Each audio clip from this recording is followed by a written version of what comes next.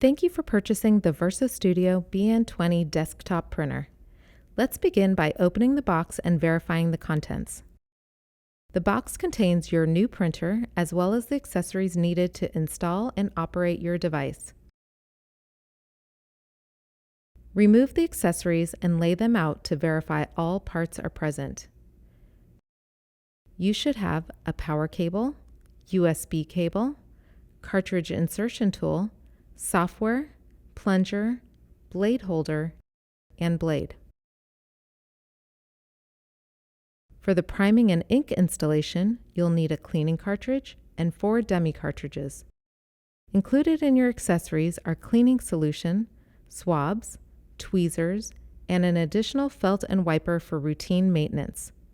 Lastly, media bar, media flanges, clip, and cotter pin are provided to hold the media on your BN-20.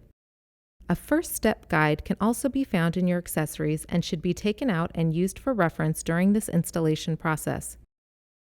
Before moving on to the installation, be sure to remove the cardboard headlocks from the inside of your printer.